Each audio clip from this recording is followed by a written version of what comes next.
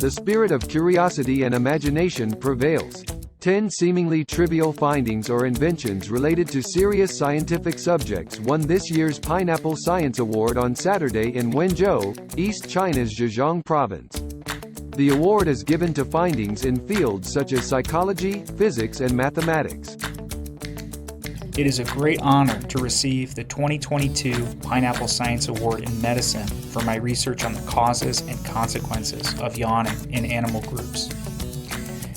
In general, this research goes a long way in improving our understanding of the social significance of yawning.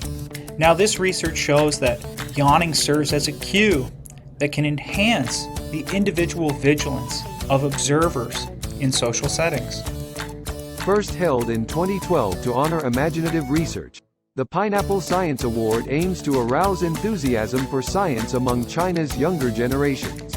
在提高公民科学素质，特别是青少年科学素质的道路上，科学普及和科学教育发挥着非常重要的作用。希望更多科技工作者和教育工作者加入科普，并成为科普的主力军。